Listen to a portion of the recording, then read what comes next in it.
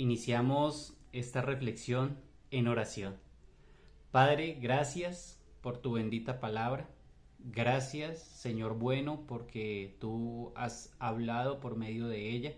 Señor, pedimos que tu palabra corra y sea glorificada, Señor. También pedimos el denuedo para hablar con claridad lo que tu palabra enseña y que esta exposición nos nutra y nos fortalezca a cada uno de los oyentes, Señor, por tu Santo Espíritu. Amén.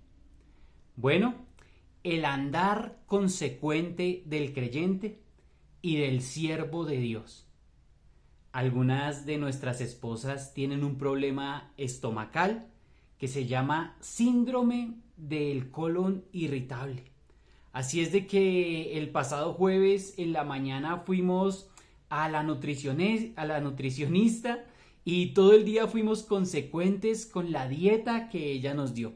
Luego llegó la noche y teníamos que entregar un pedido cerca a un asadero recomendado y entonces ingresamos allí. En ese lugar pedimos la proteína, pedimos un carbohidrato y algo más.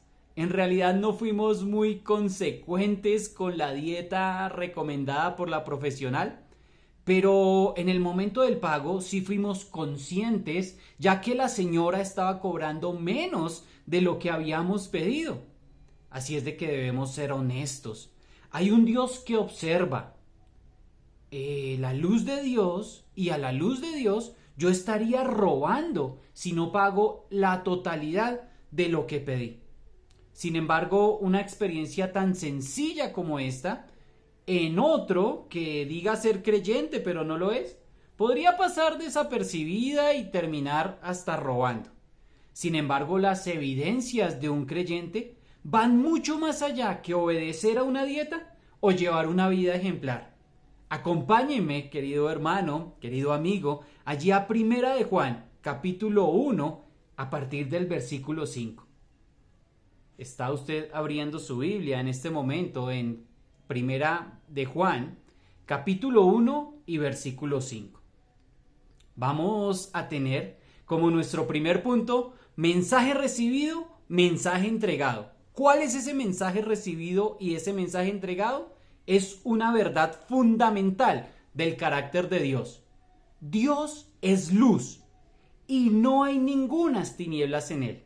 Observe y leamos juntos este primer punto. Mensaje recibido, mensaje entregado, Dios es luz. Lo encontraremos en el versículo 5.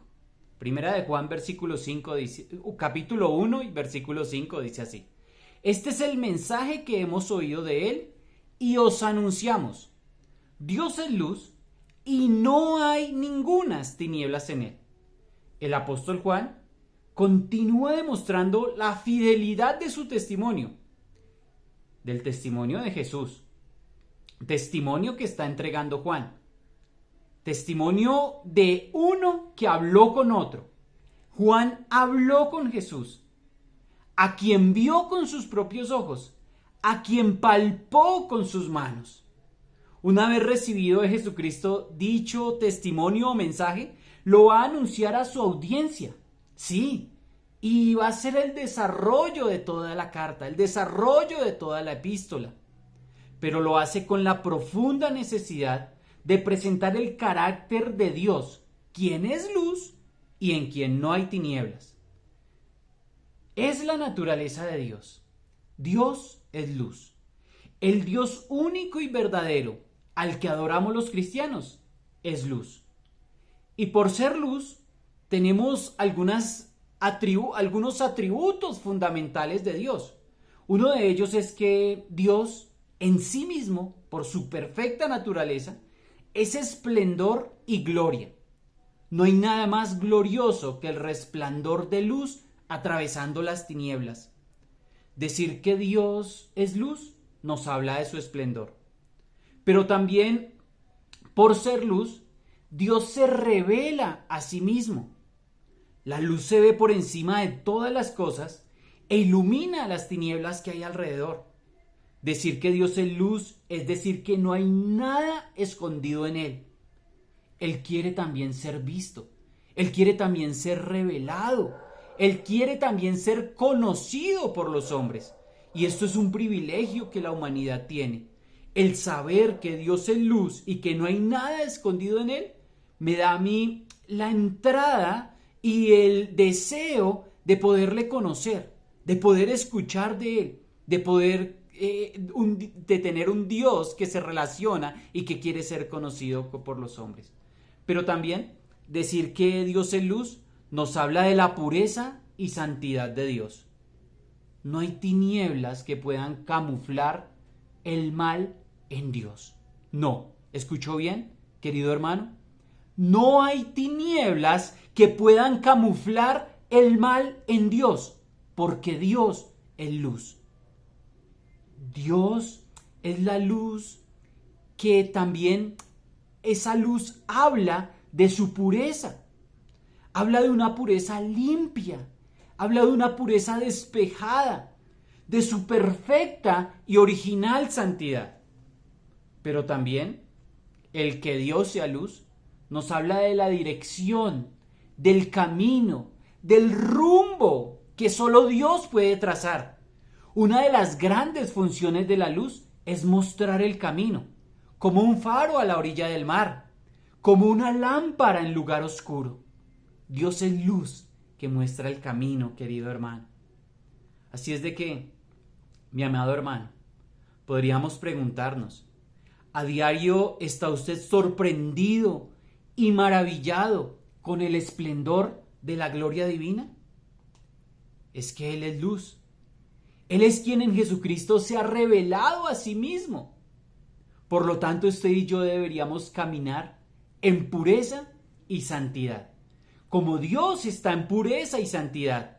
Y adicional, ha dejado la luz de Cristo que desde el infinito ha alumbrado a todos los hombres. Paréntesis.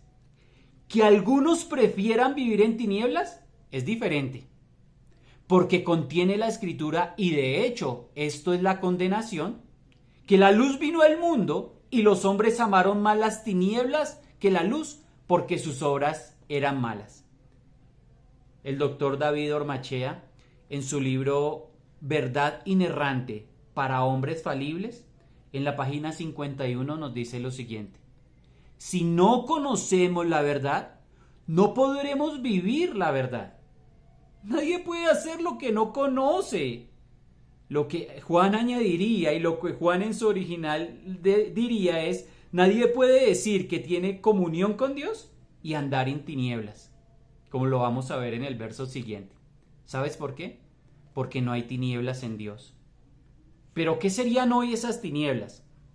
Aplicándolo a nuestras vidas, el vivir en tinieblas sería tener una vida sin Cristo y amar vivir en esa ignorancia, en la ignorancia de no pertenecer a Cristo, de no aceptar esa verdad.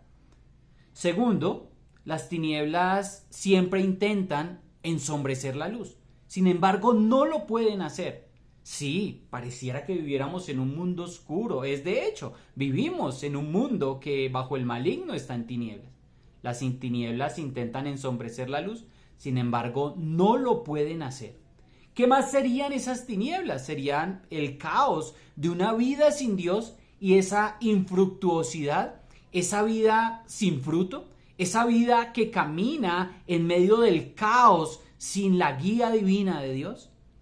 Pero también las tinieblas serían la inmoralidad de la vida sin Cristo y sin su Santo Espíritu, incluyendo el desamor y el odio que usted y yo observamos. O si no, miremos las noticias, a ver si no vemos que la inmoralidad, la vida sin Dios, el desamor y el odio están a la orden del día. También puede ser estas tinieblas, y son estas tinieblas, la oscuridad, la morada, el destino final de los enemigos de Dios. Entonces, aquí, si observamos el contexto de lo que dice el andar en tinieblas, quiere decir el amar vivir en esa vida sin Cristo. El amar vivir en esas tinieblas que ensombrecen la luz, que anhelan ensombrecer la luz del mundo y que a la vez muestran una vida de caos, una vida de infructuosidad. Bueno, es que habían algunos en este momento que se escribe la carta que no tenían un andar consecuente con sus afirmaciones de comunión. Pero también es el objetivo de esta reflexión, por eso iremos al punto número 2, y es que un decir y un andar consecuente respecto a mi comunión. Lo primero que vimos es que Juan tiene un mensaje recibido y entrega un mensaje claro y verdadero. Dios es luz y no hay tinieblas en él. Pero este me lleva a un segundo punto, a decir que este decir y este andar consecuente del creyente tiene que ver con la comunión del creyente. Primero, una comunión con Dios, como lo veremos en el versículo 6, pero también una comunión con los hermanos, como lo observaremos en el versículo 7. Empecemos con esa comunión con Dios. Versículo 6. Observe y lea conmigo. Si decimos que tenemos comunión con Él y andamos en tinieblas, mentimos y no practicamos la verdad. Bueno, el apóstol Juan va a dar 3 afirmaciones falsas o incorrectas. Y esta del versículo 6 es la primera de esa información incorrecta, de esa información falsa. Y el autor nos mostrará en este pasaje 3 afirmaciones falsas. Esta primera tiene que ver con una persona que puede decir de manera equivocada: yo tengo una relación con Dios. Pero esta persona continúa andando en tinieblas y sin demostrar que previamente ha sido expuesta a esa luz divina que transforma vidas. Esto equivale, por supuesto, a una mentira y a la falta tan importante en nuestros días y en los días de antaño de practicar la verdad. Lo que sucedía en esos tiempos es que no era muy fácil discernir si estas personas que llegaban al contexto de iglesia eran creyentes verdaderos o eran creyentes falsos. Bueno, pues Barclay también nos dice, habían algunos que pretendían ser muy avanzados intelectual y espiritualmente. Habían algunos que querían ser muy avanzados en conocimiento y decían falsamente tener una vida espiritual, pero cuyas vidas no daban señales de ello, a tal punto que el pecado en ellos había dejado de tener importancias.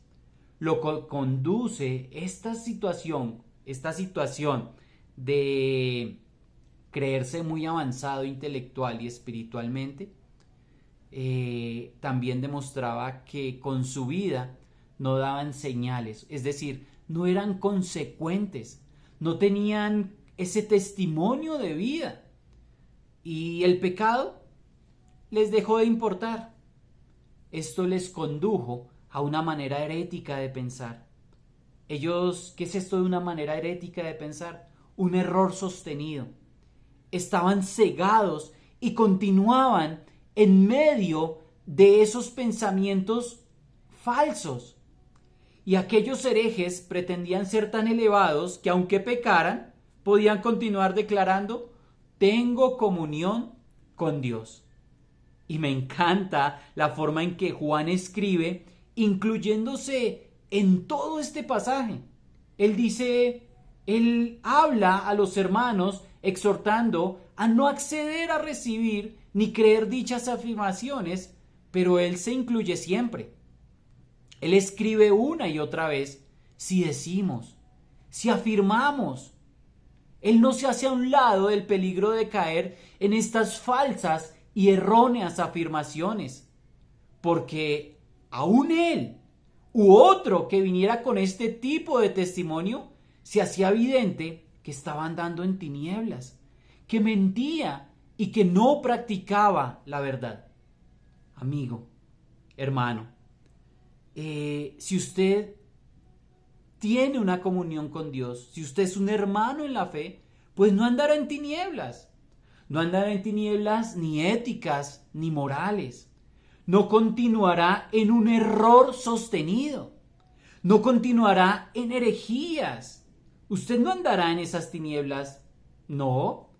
Eso solo evidenciaría una vida no expuesta a la luz de Dios. Pero el andar en luz también resulta en una comunión con hermanos y con la limpieza de sus pecados. Mira lo que dice el versículo 7. Pero, y mira este contraste, si andamos en luz como Él está en luz, tenemos comunión unos con otros y la sangre de Jesucristo nos limpia de todo pecado. El contrario de andar en tinieblas es andar en la luz divina. Es estar maravillado del esplendor de su gloria, sabiendo que Él se reveló a sí mismo, que Él fue esa luz que atravesó el universo y vino a esta tierra. Y vimos su gloria, gloria como del unigénito del Padre, lleno de gracia y lleno de verdad. Él anduvo viviendo en pureza y santidad por el Espíritu Santo. Bueno, esto sería también una experiencia de vida real para mí. Vivir en pureza y en santidad del Espíritu Santo y siguiendo el camino o voluntad expresada para cada una de nuestras vidas en su preciosa palabra. Esto sería andar en la luz divina, pero si andamos en luz, y esta es una gran esperanza, y esto es una gran realidad para el que se ha proclamado Hijo de Dios. Esto nos permite a la misma vez, como dice el texto, tener una comunión verdadera con Dios, que se hace evidente en la comunión con mis hermanos. Por eso hablábamos de que el decir y andar consecuente con respecto a mi comunión, primero me daba una comunión con Dios. Pero esto, el andar consecuente con la verdad de la palabra, me va a permitir andar en comunión con mis hermanos. Mira lo que dice también el texto, nos permite que tenemos comunión unos con otros. Tenemos estrechez, tenemos hermandad unos con otros. Es tener una comunión verdadera con Dios, se hace evidente en una comunión verdadera con mis hermanos y deja como evidencia una comunidad de fe que ha sido perdonada de su pecado. Mira lo que dice, ¿la sangre de Jesucristo me limpia? No, no dice así, ¿verdad, querido hermano? Dice, la sangre de Jesucristo nos limpia de todo pecado. Es evidente esa comunidad que ha sido perdonada de su pecado. ¿Por qué? Por la sangre preciosa de Jesucristo, es decir, por su muerte en la cruz del Calvario. Entonces, podríamos preguntar, ¿cómo se identifica el verdadero creyente? ¿El verdadero siervo de Dios? Bueno, porque ha pasado por la cruz, porque sabe que la limpieza de su pecado depende de reconocer la obra redentora de Jesús. Hay un tremendo contraste con quien anda en tinieblas y con quien anda en la luz. Sin embargo, no podemos negar la realidad del pecado aún siendo creyentes. Y esto nos lleva a un tercer punto. Un decir y una práctica de vida consecuente con la realidad del pecado. Porque usted podrá preguntar, ¿el andar del Hijo de Dios en luz es no volver jamás a pecar? Miremos qué nos responde el texto. Porque un decir y una práctica de vida consecuente con la realidad del pecado me llevará a ver tres cosas fundamentales. Primero, el pecado en todo ser humano. Segundo, la necesidad de confesión de pecados. Y tercero, que cada uno de nosotros tenemos pecados personales. Vamos con el versículo 8. Juan capítulo 1 y versículo 8 nos dice lo siguiente. Si decimos que no tenemos pecado, nos engañamos a nosotros mismos y la verdad no está en nosotros. ¿Por qué? Porque el pecado es universal, querido hermano. Querido amigo, el pecado compete a todo hombre. El creyente verdadero no podrá decir jamás que no tiene pecado. ni estado de pecado. Que de hecho es la segunda afirmación falsa de estos cortos versos. Entonces, él lo diría engañándose a sí mismo y no siendo portador de la verdad. El pecado ha manchado la humanidad, la cual, al pasar los siglos, el hombre ha permitido primero que su engañoso corazón y las sugerencias del enemigo engañador le hagan pensar que no tiene pecado ni responsabilidad alguna con Dios.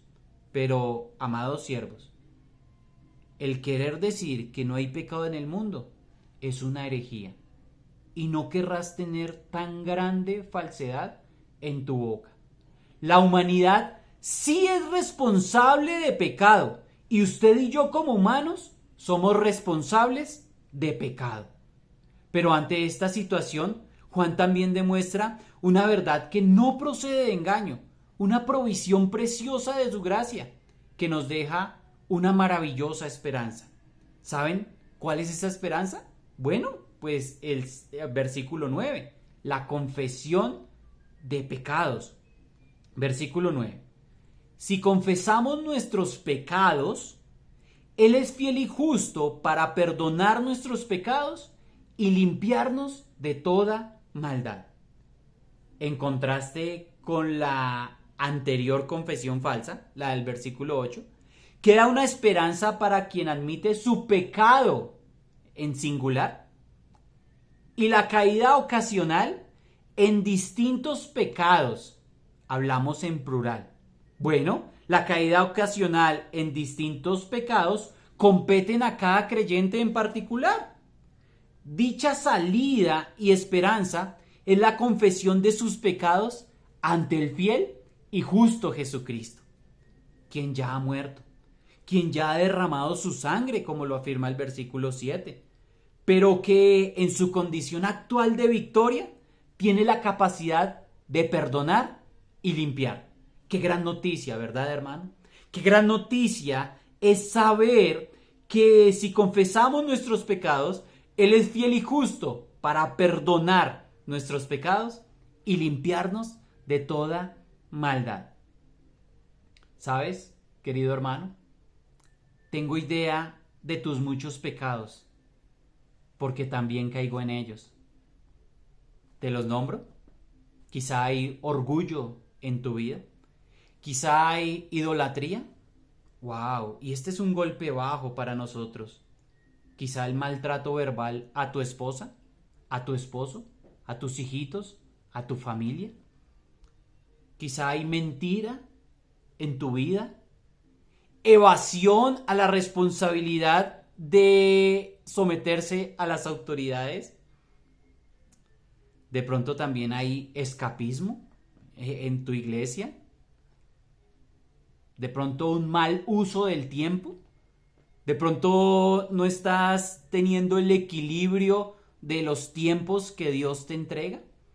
Quizá hay avaricia en tu vida, codicias en tu vida y en mi vida.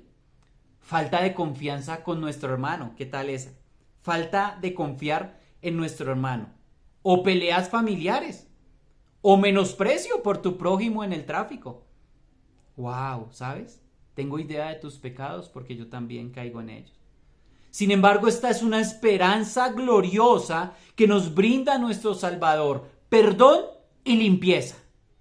¿Te imaginas la Biblia sin este verso? ¿Te imaginas la Escritura sin la salida de la gracia para el creyente que sabe que aún peca? Una esperanza tan alentadora. Confieso a Jesús, el fiel y justo, para perdonarme mi pecado y limpiarme de todas mis maldades y limpiarme de toda maldad. Alabado sea nuestro Dios de luz, que nos muestra el camino hacia el progreso en nuestra santidad, la confesión de pecados. Pero aún hay más. Miremos el versículo 10, porque también hay pecados personales, como ya los nombramos, algunos de ellos, pero este va un poquito más al fondo. Mira lo que dice Juan 1, versículo 10. Si decimos que no hemos pecado, le hacemos a él mentiroso y su palabra no está en nosotros. Ya dijimos que Dios es luz y no hay ningunas tinieblas en él. No hay ninguna forma de camuflar el mal en él. Sin embargo, por causa de decir que no hemos pecado, estamos como diciendo o sugiriendo que Dios es un mentiroso, lo cual es una falsa afirmación. Es decir, es la tercera y última afirmación falsa en la que reflexionaremos hoy. Es decir, el decir que no hemos pecado. Bueno, ya observamos que el engaño y la mentira está presente en las anteriores confesiones y esta no es una simple equivocación, sino es el clímax de la falsedad, buscando una supremacía sobre los demás, ya que se refiere a los actos de pecados varios que dejan a algunos como santos y a los demás como inferiores pecadores. Es decir, aquí estoy yo el santo y allá el inferior. Pero lo peor, como ya lo observamos, es que esta afirmación deja también a Dios como mentiroso, ya que la verdad de su palabra declara que todos hemos pecado. Es decir, tenemos actos de pecado y a la misma vez somos responsables de pecado. Decirle a una persona que estoy trayendo a los caminos del Señor, a una persona que está llegando a los pies de Cristo, el decirle esto es algo malo y que hace más daño al Evangelio y a la comunidad de fe que realmente a Dios. Pero le hace mucho daño también al mundo que necesita ver la luz de Cristo y que necesita venir a los pies de Cristo. Decirle esto a una persona, por ejemplo, tú eres un pecador, pero yo no he pecado.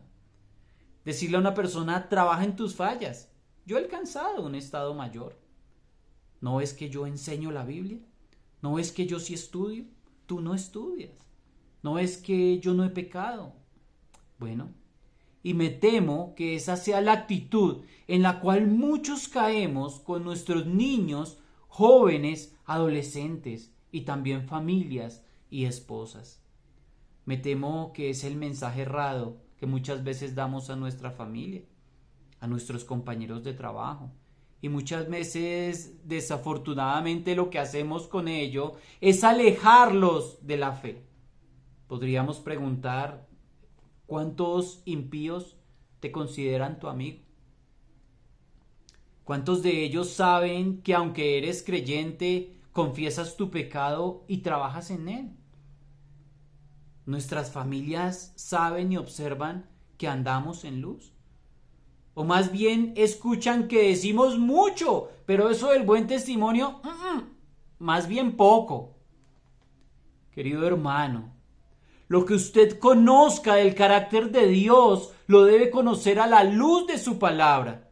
Uno de mis pastores, que ya partió con el Señor, decía, todo problema con las doctrinas fundamentales, y en este caso con la doctrina del pecado, tiene que ver con más que con dicha doctrina, con la teología, es decir, con la doctrina de Dios.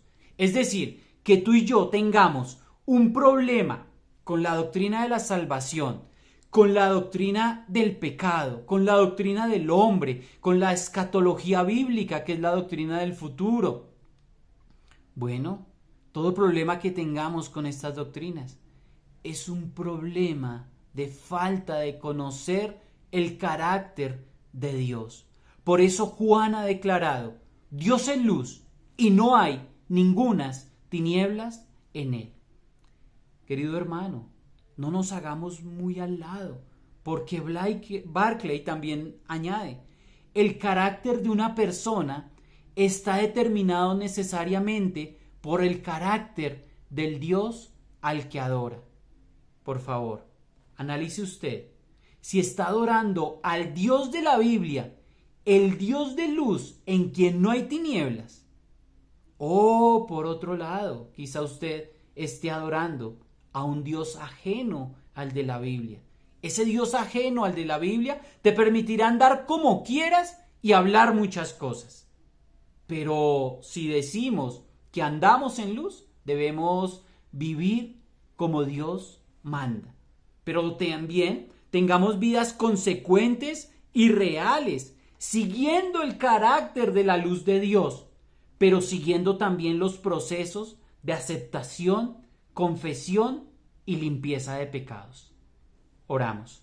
Padre, gracias por tu bendita palabra, Señor. Sabemos que has hablado a nuestras vidas y te pedimos, Señor, que tu palabra corra y sea glorificada, Señor. Que cada uno de nosotros podamos hacer ajustes conforme a tu voluntad a cada una de nuestras vidas. En Cristo Jesús. Amén. Bendiciones.